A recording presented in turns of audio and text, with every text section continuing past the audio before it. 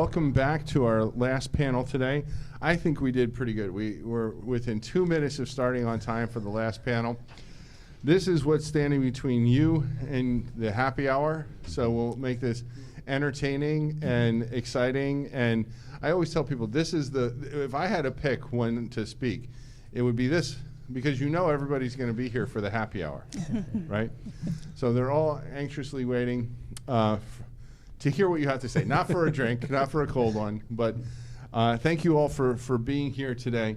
I have a conversation here that I really wanted to do, and I'll thank Chris in advance for working on this title with me, and Dan also. We kind of collectively emails back and forth to figure out what the right way to do this is. We wanted to talk about something about standardization in the future, and trying to figure out a way to make this more appealing to search engines and traffic and everything, and make it sexy.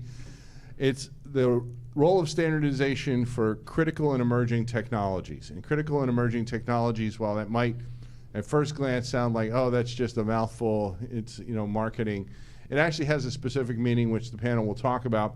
And we'll talk about where standardization is going, where it really has to go in order for the next generation of real exciting technologies to take shape and take form. And I'll get out of the way here, but do allow me to introduce the moderator, who is Daniel Weinger, and he's with Mintz. And I apologize. Did I get your last name? I know you was Dan. I've never called you by your last name before. It's Wanger, but that's Wanger. Good enough because it's a common mistake, and I'm used to it in my life. And I almost was horrified because we've been friends for several years, and I've never called you by your last name. And I looked down there and I'm like, oh my God, I'm from Jersey. I'm going to get this wrong. I just know I am. So Dan is a member at Mintz, and he is in their litigation department, and he practices in intellectual property and focuses on patent technology litigation, and specifically at the ITC.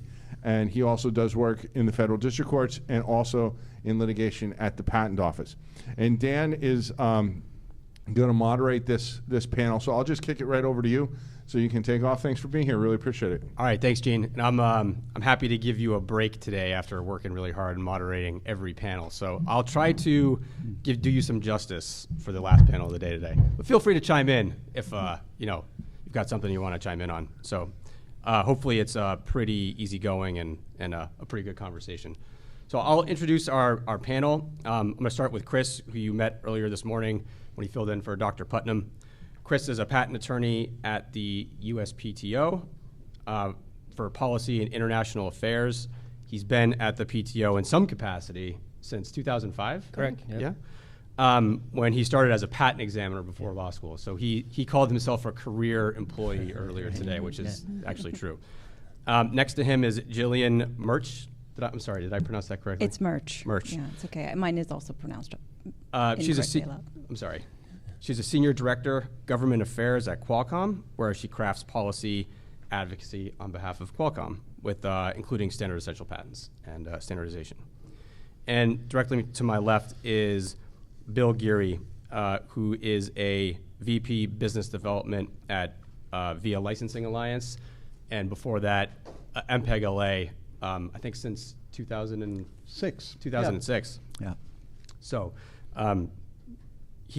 he's now at VIA Licensing Alliance because of the merger acquisition from VIA earlier this year. Correct. Thank you. So thanks everybody for coming. Before we get started, Gene sort of framed the issue for us today of critical and emerging technologies, but I wanted to read a quick passage from, I think Chris mentioned this earlier today. This is the White House guidance for national standards strategy and critical emerging technology from May of this year. And I'm just going to read a quick passage because I think it frames nicely what it is we want to talk about. Standards for CET, advanced technologies that are significant for U.S. competitiveness and national security, carry strategic significance. The United States will work with all nations committed to an open and transparent standards system to lead the way in these new arenas, just as we did with previous internet, wireless communications, and other digital standards. Failing to do so will risk the United States and the world's innovation, security, and prosperity. So there's a lot riding on that. it sounds like, from what the White House thinks. So before we dive into some of those issues, Chris, what are CETs, critical and emerging technologies? Yeah, it's a very important threshold question, I guess, right? What are these things? Well, fortunately for everyone that wants to learn about this, the National Technology and Security Council at the White House, under the Office of Science and Technology Policy, they've released a February 22 document where they actually define what critical and emerging technologies are in the United States, or at least what the White House thinks they are and what we should be paying attention to. And so there's nothing there that would be there that you wouldn't expect to see, right? So you're talking about next generation communications technology. You're talking about autonomous vehicles of all sorts, sea, land, air. You're talking about quantum computing. So quantum information science is on that list, advanced computing generally, material science, next generation biotechnological innovations. So that list is actually what the USPTO will look at when we want to talk about CET. Like, that's what we mean. So it is a specific thing that we're talking about and a discrete list of items on there. So I think that gives us a good threshold with which we can talk about what CET really is, because there is a US government definition of what that is. So sort of with that definition, which actually is a pretty long list of technologies. There's a header and a subtopics for each one of those. Yeah. So it can, I think it's like 4 or 5 pages of bulleted list. So what's the role of government organizations around the world getting involved with making sure that these technologies are actually, adopted correctly, designed, and what's the role of the PTO in making sure that happens? Yeah, so I think it's a little bit attenuated because you don't see standards in the USPTO's name, right? We have our colleagues in the Department of Commerce, the National Institute for Standards and Technology. Obviously, they're very well versed in standards, but I think the USPTO authority really comes in under 35 USC Section 2, I believe it's paragraph 8, where it says that we shall advise the President through the Secretary of Commerce on certain domestic and international IP issues. And so when you get into standardization and the ability to lend patented contributions to a standards body, obviously there are IP equities in that. So that's sort of how I think you could look at, if we look past, right, we're talking about the future now, but if you look past to the 2013 statement and what the USPTO's interest was at that time in standard setting, I think you can sort of see that through that lens of really this is an IP policy issue, and the USPTO is going to wade into these waters. But as we look forward, I think that's our focus now is how do we make sure that there aren't barriers or obstacles to U.S. firms that want to contribute patented technology to standards bodies, and making sure that the ability to enforce your patent rights exists and it's not serving as a barrier to people rather than contributing that technology that is patented, just keeping it trade secret or proprietary and making proprietary fragmented standards around the world. So that's sort of like how the USPTO approaches that issue. Yeah, so you mentioned U.S. companies making sure that they're participating in, making sure that they're running and participating in standard setting organizations, which when I think of U.S. companies that are in the forefront of standardization, I think of Qualcomm. Yeah. I'm sure you knew where I was going with that. I saw the segue coming in. Yeah. So Jillian, where do you see the standardization going and why it's so important? Well, first I want to say that I think it's really important that the U.S. government has put forward this sort of strategy and is looking into this. And I think it's really important that they've also recognized the sort of intrinsic link between standardization and IP, because one of the things about participating in standardization is you're contributing your technology, and you're not able to sort of exclude others from the use once it's part of the standard. So it's very difficult to solely rely on production off of those patents. So you have to sort of supplement that with sort of licensing. So I think it is really good to see NIST and the USPTO working together on this issue. I also think that when you have a government sort of calling out specifically forward-looking technologies, that's a benefit to us because we are investing in these technologies, these standardized technologies, 10 years in advance, right? And we're having to constantly convince our shareholders that this is going to be valuable research, and there's no guarantee that our technology we can contribute to the standard will become part of that standard, and then there's no guarantee that we'll be able to monetize it quickly, shall we say. I think we always manage to monetize it eventually. So those sorts of signals are really important, and I think it echoes other sort of things we've seen around the world. I think China very famously sort of recognized the importance of standardization after sort of pursuing a strategy of trying to create their own standards, have sort of now understood that global standardization is an extremely powerful tool and a place where they want to see their technology players, contributing. And we've also seen smaller countries do this. I think most recently you have Finland with their Standards Edge project, where they're specifically looking at it and sort of recognizing that they're a knowledge-based economy and that they need to see the success of sort of standardization going forward. So I think, we as Qualcomm obviously have always been very, very involved in standardization, and we see that sort of global standardization needing to continue in the future in these new spaces, some of the ones that have been directly named by the U.S. government. Will we play in all of those spaces? No, but we'll be very much involved in a lot of them. And so having this commitment and a recognition of the importance of global standardization and also the sort of supporting nature of IP is, I think, gives us confidence and will allow us to sort of continue to invest in those technologies. So do you see like what Chris was talking about as far as what the Patent Office and what Commerce is doing generally as, critical to what Qualcomm has plans for the future as far as continuing with standardization? Like how does the government play into that? Yeah, I think sending signals that there needs to be continued balance in the system, right? And sort of, I think we are concerned, and the sort of broad level concerns we have, and this is what we laid out in the USPTO, filing, because they also had a consultation recently on sort of global, regulations on standard essential patents. The thing we were trying to say is that standard essential patents don't need to be treated differently than other patents, right? Anything that sort of unbalances the system in the way that anything that impacts the sort of FRAND commitments that we make in order to participate in standardization, anything that would change that after the fact is very destabilizing in our ability to continue to sort of participate in standards. And so we need that sort of stability, I think, and comfort that the IP system is going to continue to exist for standard essential patents in the same way it exists for all forms of patents. So I think there is a link. Bill, what do you think about how the government is interacting with standard setting organizations, and how has that affected MPEG-LA, now VIA's business going forward? Yeah, good question. It's worth, I think, taking a look at the critical and emerging technologies list. What first hit me in looking at it is that it's super broad. It covers a lot of different areas and a lot of different government interests, everything from national defense to there's battery technology, so in terms of green energy and those sorts of efforts, the government is standing behind those. And in the wireless space, sometimes it's easier to explain it just by example. Let's say for wireless infrastructure, traditionally Nokia and Huawei supply great equipment for networks. Of course, Huawei was supplying network equipment, and then the U.S. government pulled back on because of risks associated with that. And there's a technology effort, a standards effort on opening the radio access network. So the O-RAN Alliance is developing standards, and different parts of the U.S. government have shown interest in that work.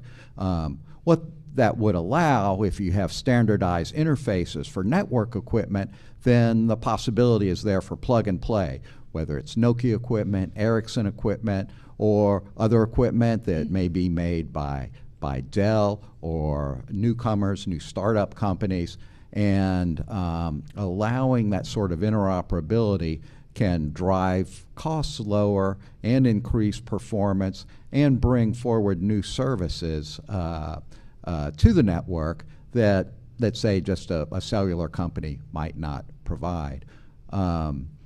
MPEG-LA did launch a pool and a joint venture for Open RAN technology, and we and at VIA we're constantly looking at new opportunities for creating pools around these standards. So far, we don't really get involved in the standard setting. We think it's better for the engineers and people specialized in standards to create the standards and not be thinking about how to license that and the royalties. For any of you practicing here, you really don't want the lawyers you work with being engineers, and you don't want the engineers you work with being lawyers, although a lot of us do both, right? I at least in a different life, I was an engineer. Yes, Maybe different not so life. much That's anymore. right. The dark past. When we were preparing for this, we were talking about different technologies, and obviously the list that Chris directed us to is what it is, and there's some aspects of that or different technologies on there that are particularly interesting to me. I thought battery technology, electric vehicles, everything basically related to Internet of Things and how that's going to emerge. But one thing that maybe I thought instinctively might have been more interesting from a monetization standpoint and patent protection standpoint was biotechnology and other medical devices. But I think that you maybe had a different view, at least from your perspective, as far as the pool goes. So we want to double click on that for a second. Yeah. I think standards are super important where you need interoperability and consistency, and you're building something where the kind of network effect of the multiple products interoperating is greater than the sum of the individual pieces. And we've looked at pools in the biotech area. And for me, most of biotech doesn't really fit the standards and the pool sort of paradigm. For example, with video coding, you want interoperability and be able to play something that's been encoded in one sort of video or another. But in your medical care, do you want the standard technology that might be 10 years old, or do you want the latest and greatest? And so standards, to me, don't have as much of a role to play except in very specific areas. Maybe as CRISPR type technology matures, maybe that could be standardized in a way that makes it safer for when you're doing certain types of gene editing that's targeting, say animal life, for example. But in general, I think the standards don't play as much of a role in biotech. Do you think that's the difference between, is that an issue with standardization, or is that really a patent issue from patent coverage and recouping investment? Maybe those two things are so intertwined you can't really separate them. Yeah, and it may be a business issue, and it depends on the type of biotech. If you're developing a drug, your chemical patent on that drug is key, and you may want to license it exclusively and not really license it to groups of companies non-exclusively. And biotech, say vaccine development, you may want some of that standardized. You may want to standardize some type of mRNA platform, for example, if that's going to be your launching pad for a number of different vaccines. And maybe there would be some standardization with the FDA that approves a certain approach to creating those vaccines. But maybe not. I think it's more of a business case than it is a patent-specific case. I mean, I think just to pick up on this a Yeah. little bit, I think there's standards development in particular is suited for specific types of technology development. And it doesn't mean it's always the best type of development for a particular industry. And I think, in the communication space where you have a continuously evolving standard that takes quite a lot of bit of effort, and obviously we all know instinctively that having a single global communication standards prevents us from having to change our cell phones when we cross borders. And, there's sort of an instinctive, I think it's very intuitive to understand why you need those sort of interoperabilities. And I think, on a lot of these new critical and emerging technologies, there's going to be a communications component to that. You're going to need that same level of sort of interoperability, and you're going to want the standard or the technology to continue to develop, and standards development is really good about that. But there's other things, and famously, there's the sort of open source community who, we're supposed to be, I guess religiously opposed to. But I don't think that's how we look at it in Qualcomm, right? It's just that open source development is for a different type of technology that you're trying to do, that when you need to move fast, right? And for other things, and I think that's the way we need to approach standardization. It's not that standardization is going to be the solution for every critical and emerging technology, but I think there's quite a few of them that it's going to be the way the technology continues to move forward effectively. Yeah, I think that's right. There's certain technologies lend themselves towards interoperability. There's certain that you just want like a technical baseline standard. So going back to medical devices, right? There's standards bodies out there that sort of focus on what are the technical standards so that when you go to test something in vitro that you're going to get a baseline result so that everybody in the lab everywhere is getting the same sort of metrics when they're testing something, right? So there's different types of standards, of course. And in this case, right, I think that's true that even as we define these standards in this NSTC document, that's not to say that is not an evolving list, because when I was looking at it, right, if you look at AI, there's no mention of generative AI there. And so like obviously this needs to be updated, and as time progresses, these are going to drop off or we're going to add more. It's just evolving, I think. It's one of those documents that's obsolete as soon as you hit exactly. publish. Right, yeah. Like Bill made that comment about video codecs. Video codecs, just as an example, take a lot of time to invest into developing the codec itself. The content providers need to provide all of their videos or whatever it is they're providing in a certain codec. And then suddenly for a new codec to come out and to switch all that or to comply with that new standard just takes another massive amount of investment, so it's a slower thing. Whereas with biotech, like Bill said, maybe you don't care about that old one anymore as soon as the new one comes out, and you just need to keep going with what's the latest and greatest. So that's pretty interesting. On sort of shifting the focus a little bit to what the passage that I read at the beginning, from my perspective, it's critical that the United States and United States companies remain at the forefront of developing these standards and making sure that U.S. companies are participating meaningfully and that they're not disincentivized to do that. And that's in line with that paragraph that I read at the very beginning. So just as a general question, and Jillian, we can start with you.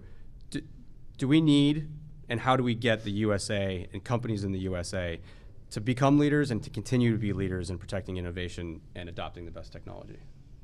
Right. I mean, so I think the first thing is like this standardization strategy is really a helpful first step because it gives a signal to the sort of academic community, to our research labs, to our business, hopefully to Wall Street, that these are technologies that are going to be important and that the U.S. government has some stake in seeing sort of U.S. companies succeed in, right? That's helpful for us.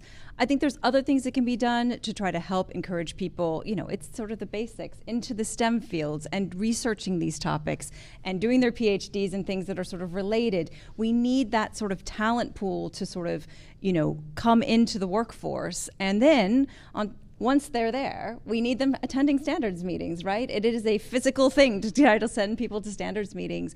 And so there are probably programs and things that can help smaller entities, attend standardization meetings. I think, Qualcomm's history is that we were kind of a group of crazy, electrical engineers that had a crazy new way of doing a connectivity. They tested it, and they brought it into the standards organization, and we were a very small business at the time, right? And we've grown from that. So I think there is also opportunities if we can get, those smaller startups, new thinkers into the standardization process, they can grow to be big, like Qualcomm, and become a really big technology leader. And I think we need more of those companies coming into that process. And didn't that grow out of some special government technology projects originally? Exactly. Yeah. I think the U.S. government is like kind of in the background, in the basis of a lot of these key technologies where the U.S. has leadership, and we want to continue to have that, right? Which I was going to dovetail to Chris, so you're going to do it anyway. Well, yeah, exactly, because I think that's the very first objective there in the strategy that you'll see is that we're looking for investment, right? So how can the U.S. direct investment and funding in those types of technologies today to make sure that they have that ability to sort of grow into international standards as appropriate? And for the PTO specifically, I think our sort of primary interest in that strategy is under that second prong, which I think we're listed in the strategy, talking about barriers to entry. So like getting more folks to these standards bodies is challenging. We mentioned that this morning, but at the same time, the intellectual property considerations that you have when you're doing that. And so we cite in the document the ability for us to actually take away the policy statement from 2019 and 13 at the same time that allowed us to sort of really level the playing field so that there's not any appreciation by any side that there is somehow a thumb on the scale in any event. So that's not hopefully an obstacle and allows companies like Qualcomm and others to sort of go to the table and be able to bring their IP there. So one of the things that you just mentioned is sort of part and parcel of a practice that I do as a patent litigator enforcing intellectual property rights is making sure that the courts, the patent system, the ITC are open for business for asserting patents and making sure that the threat of not that we want to litigate. I know companies don't want to litigate. They want to do deals or avoid doing deals, but it doesn't always work out that way. And we heard from the ITC panel earlier this afternoon about how the ITC is open for business. And from my perspective, if the ITC were to make that clear, I don't know if that's actually in the cards, but for these government organizations like NIST, the USPTO, the ITC, to make it clear that we're going to incentivize U.S. companies to develop patents in the United States because we're going to make sure that you can vindicate your rights in the United States. We go a long way to making sure that those investments continue to happen. Because as you said, Jillian, the time and effort it takes to send engineers to France for ETSI meetings or whatever the standard is a major investment that takes engineering time away from engineers who would much rather be working on the next and greatest product. That's what I would assume that we want to be doing anyway. So do you see, Chris, I don't even know if you can talk about this, but do you see that reinforcement continuing or starting in the near future under the Biden administration? I think so. Yeah, this strategy is really the first shoe to drop on this thinking about standards in the United States and U.S. competitiveness under this administration. And so there is actually a campaign of listening sessions that NIST and PTO and the International Trade Administration, all commerce bureaus, that we've embarked on to sort of go into every single pocket of U.S. industry, academia, and sort of listen to folks, see what they need, how they can we can, as the government, implement each of those pillars that we have in that strategy. And then once we have all that data collected, we're going to, sort of put our thinking caps on and figure out what, if any, regulatory steps could be made in that to sort of enhance investment, workforce training, right? All those issues. So it's a work in progress. Absolutely. Yeah. I assume that Qualcomm participates in that work in progress. Of course. Of course. I mean, I think one of the other things that we're really conscious of is when it comes to the regime around sort of standard essential patents or patents globally, because we're talking about a global system, anytime there's variance between the way those, patents are treated in different jurisdictions, that's a detriment to us, right?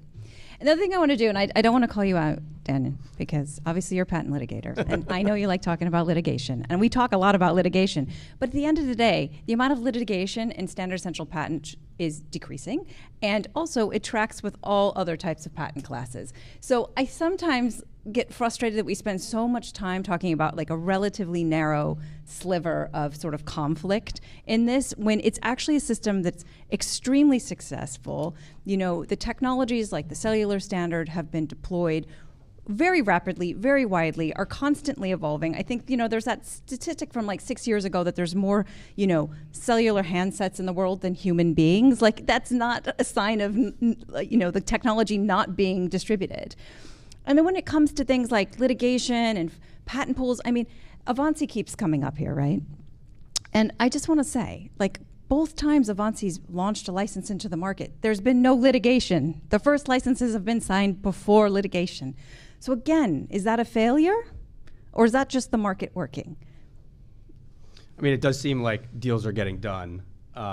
Litigation is sort of an inevitable thing, but it's part of any business, yeah. I think, any sort of contract. Yeah. Bill, you got thoughts on that?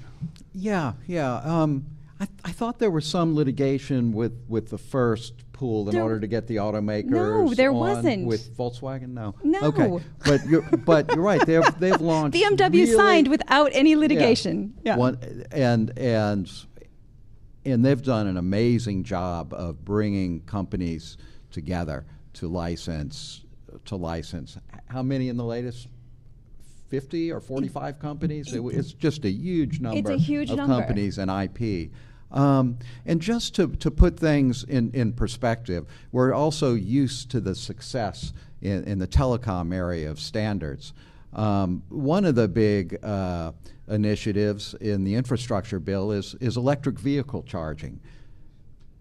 Think about standards there. There are about a half a dozen standards around the world for electric vehicle charging, and it affects everything from the plug type and orientation to actually the electronics and the standards.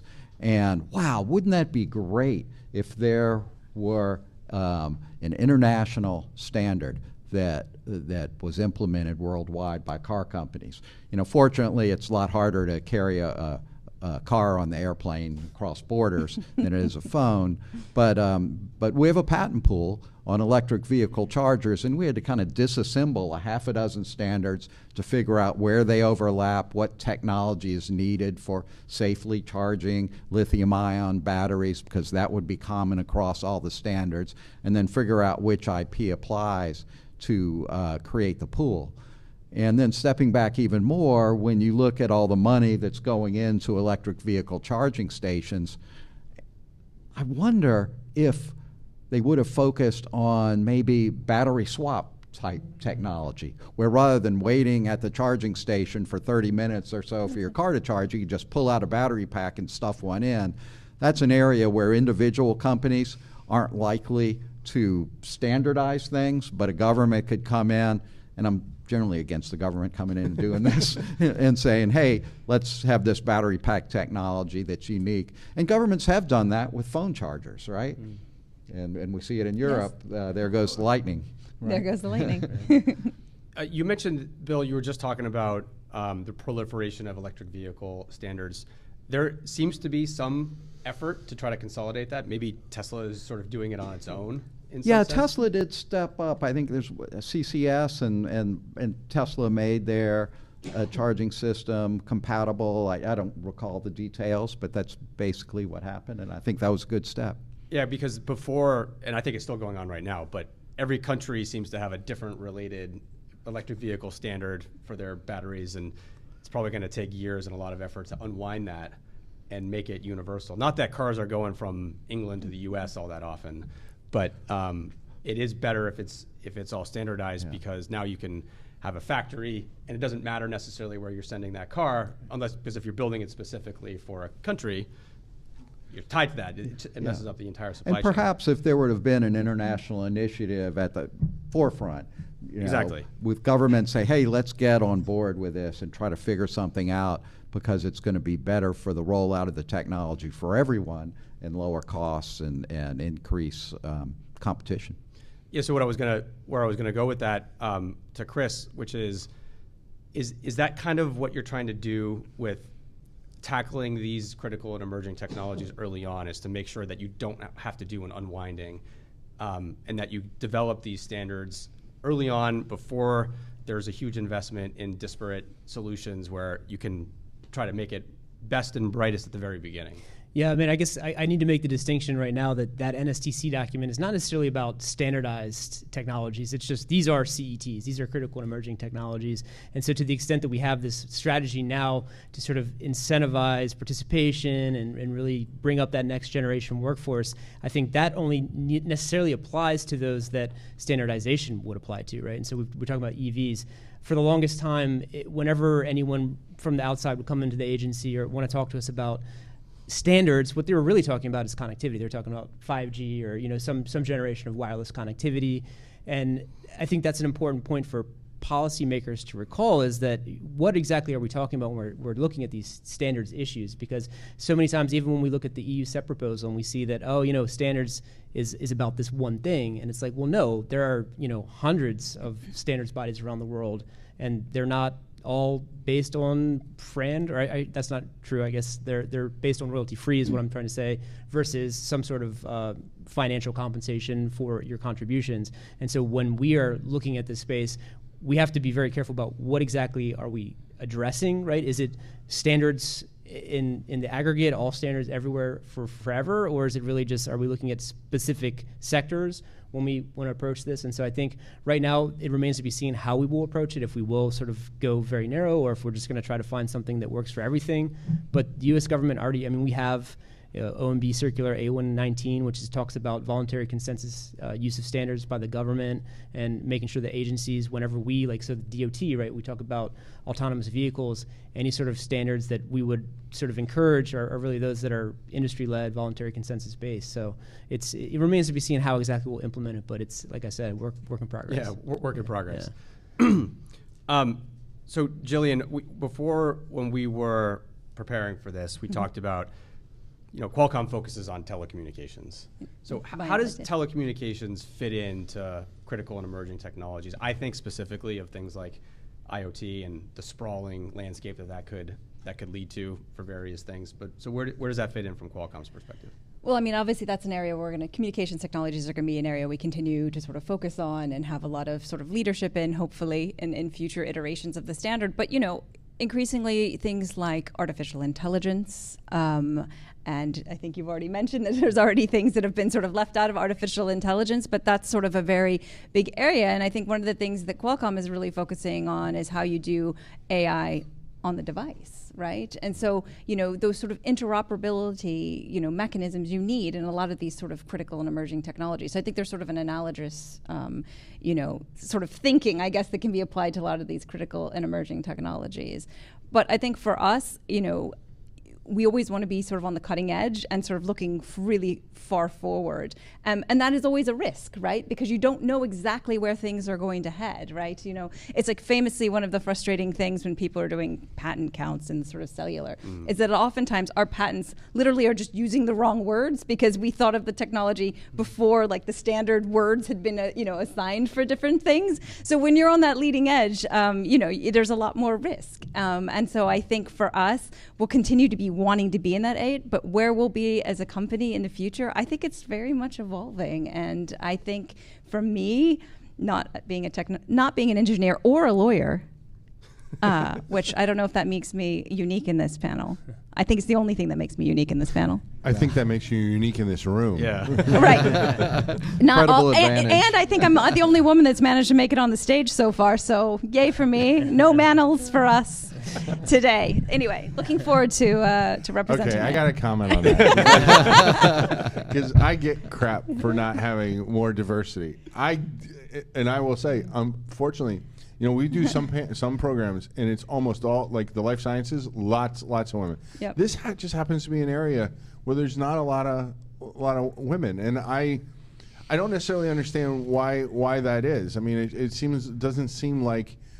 Yeah, maybe it has more to do with electrical engineering, and I know electrical engineering is not a discipline that a lot of women go into, but just food for thought. I mean, just put that. I have no idea why that is, but I am a big fan of trying to encourage younger girls to go into these fields. I think that, I'm watching my son's probably here. He's going to be tending bar for us here in a moment, so I got to be careful. But watching them grow up through high school, it was all of his female friends were the ones that I would eventually like to hire, not any of the boys, But so I didn't mean to dovetail too awful much, but It's okay. Did you know you were going to kick that bee's nest? I thought I was saving that. I mean, it's it's the end of the day, and Well done. we got to keep things lively a bit. But I know we yeah. do have economists here too who probably aren't lawyers. So We do. there's that We as do. well. Welcome to Qualcomm is bringing the diversity of non-lawyers and women. What can I say?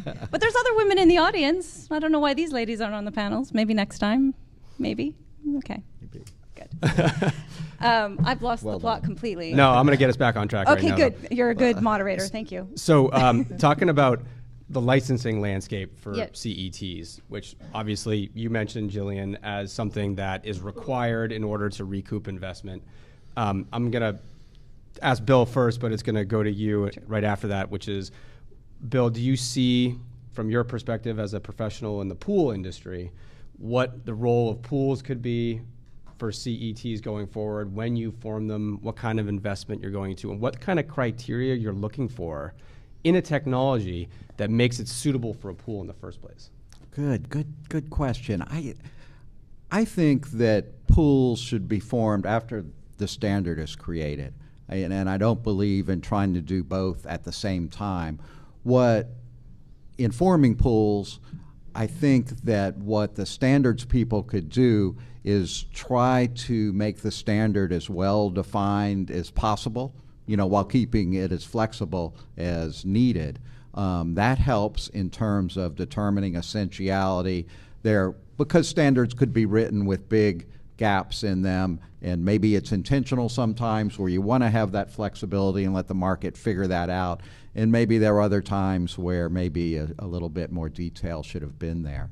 In terms of pools, what we look for is a technology that's likely to grow in terms of adoption and, say, sales volume, because there's an initial upfront investment in creating a pool, and a pool's not a solution for everything. It's good at certain things. It's good for targeting high volume types of or standards that may apply to high volume products, and for which there are multiple patent owners and multiple potential licensees. Because if there are only a few patent owners, you don't need a pool. If there are only a few licensees, potential licensees, you don't need a pool. Yeah. Yeah, I mean, I agree with the idea that, you can't really form the pool or really understand what licensing is going to look like, until the standard is sort of settled and we start to see sort of what the use cases are. And I think what we've tried to show is industry is a flexibility in how you license. And there is an understanding that there are a lot of new industries that have not traditionally been in this space that may have different practices, and you may need to sort of embrace new ways of doing licensing. I think when you have sort of the opposite of what Jean has just described, when you have relatively few, end users, then it's quite easy to do bilateral licensing. So the classic handset example is there, right? Yeah. And so that's a really easy one. When you get into IoT, I think we're starting to see the emergence of IoT pools for very specific types of technologies and applications, and I think that's quite a natural sort of development. I think in the auto space, the creation of the pool was, partly due to sort of industry dynamics and a demand for a one-stop shop. Obviously for Qualcomm, we had been licensing, in a very different way in the auto space for many, many years before we joined the pool. But I think what we're trying to do is show that there is a flexibility, and we have a recognition that, it's not the 30 years ago where the people licensing the technology are the same people that are attending the standards organizations and have that innate sort of level of understanding and know who the big players are and who they need a license for. So we need to be sort of flexible, and I think we're trying to show that to the market. And I think the market, by and large, is getting there on its own, right? I think we're seeing some positive signs that the market knows how to handle some of these things. So yeah, I guess I feel optimistic, and I completely agree that it can't be done, before the standard is agreed, because we don't know what it's for.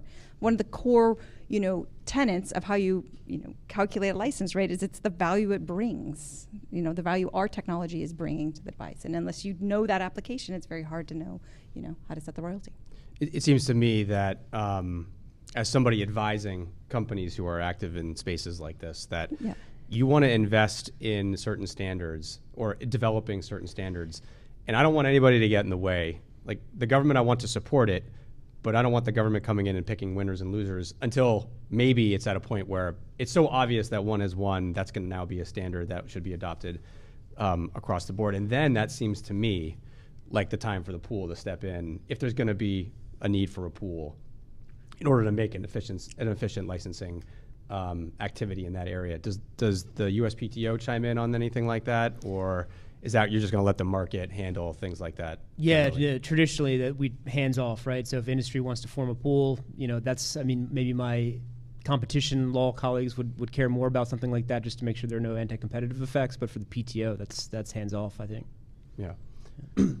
Yeah. And I think the government does have a role in encouraging innovation. Qualcomm is a shining example of an American innovation company that has pushed so much technology out there. And there's some people that are upset because they've also collected a lot of royalties. And I thought, as a personal view, I was upset when the FTC stepped in against Qualcomm. And I'm thinking, this is a great example of a successful innovation company. Everyone uses their technology, and it works largely without litigation. Isn't that what you want? And that's beyond, I know, the PTO and all that. But I love to see the government supporting that kind of innovation and knowing when to stand back. Yeah. Yeah. That's almost a callback to the ITC panel when we talk about the political influence over standards. And I think if you look at the timing and the situation with which that case came about, it's interesting, factually to look at the composition. Yeah.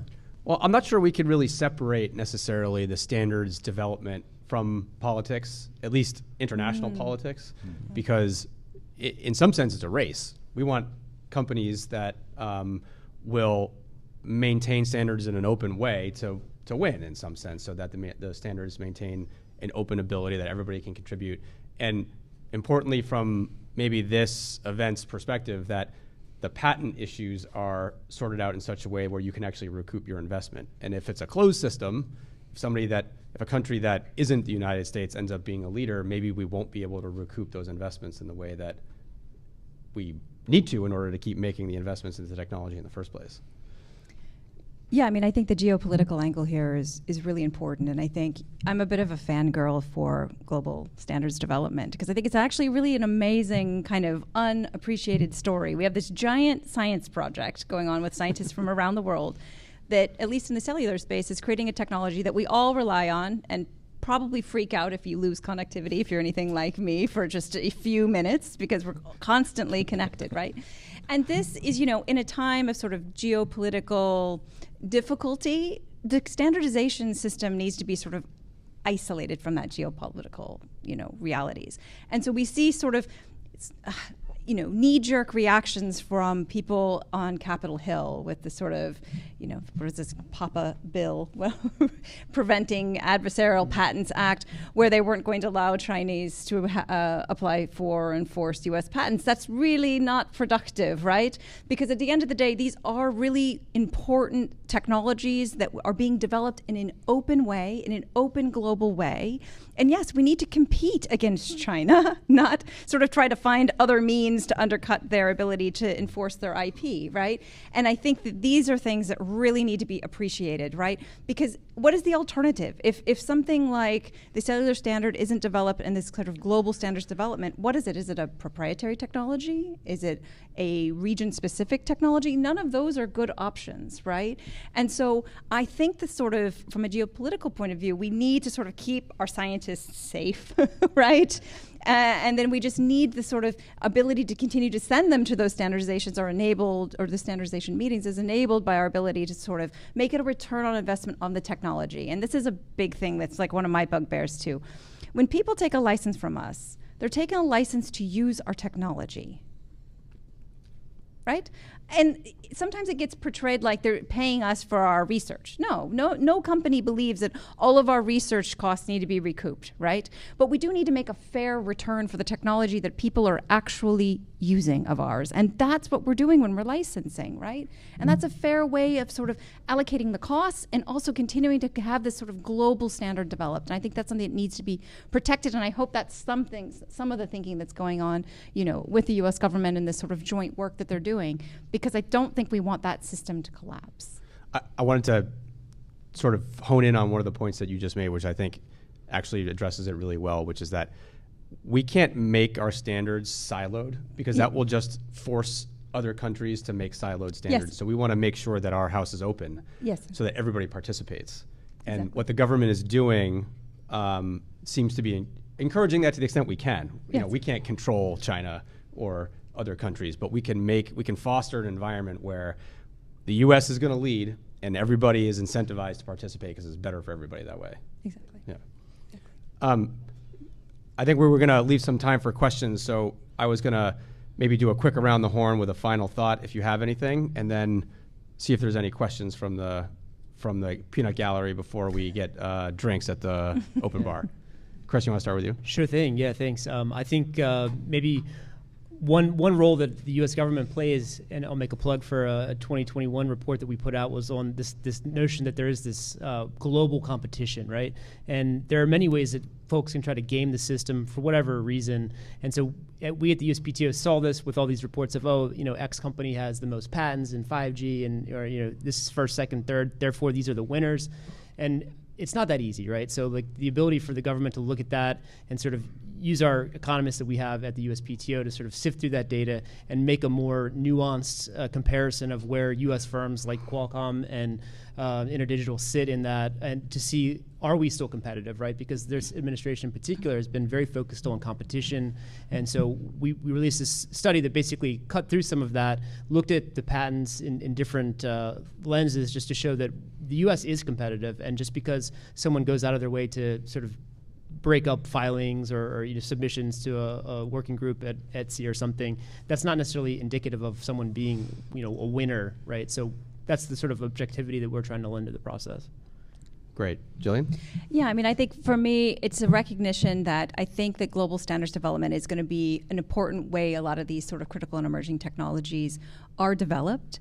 And I think it is important for us to keep that global open system going, because at the end of the day, it's actually sort of a national security issue. We don't want these closed silos. It's much better for us if we have these open ways of developing these critical technologies that everyone can see. And I think we want to promote it in a way, and unfortunately in the West, we rely on our market economies. So if you are a publicly traded company, you need to be able to, monetize the technology that you put into the standards development process. And so I think when Western governments are thinking about these things, that's one of the things they have to be conscious of. Yeah. In listening to you, Jillian, I think, what else in this world has been as successful as international standards development? I mean, is in healthcare or COVID vaccine development or AIDS research or drugs, is there anything that's been as successful as that? And love to hear if anyone has I'd love to hear an anything. idea of that. And I would like to say that pools can provide a platform for rolling out a technology at some largely known cost, and that it's an effort by competitors to work together to allow this, even though they compete fiercely in other areas. So my final thought will just be, none of this is possible if we don't have a strong patent system, so that all of you innovators can recoup the investment from the market to make sure that you can continue doing your R&D to make more standards for the next generation. Great. Does anybody?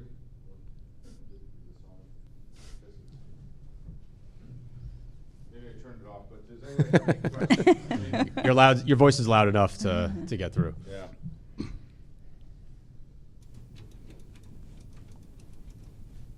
Does anybody? Oh, yep. I did turn off. Which one of those buttons I pushed it made it work? I don't really know.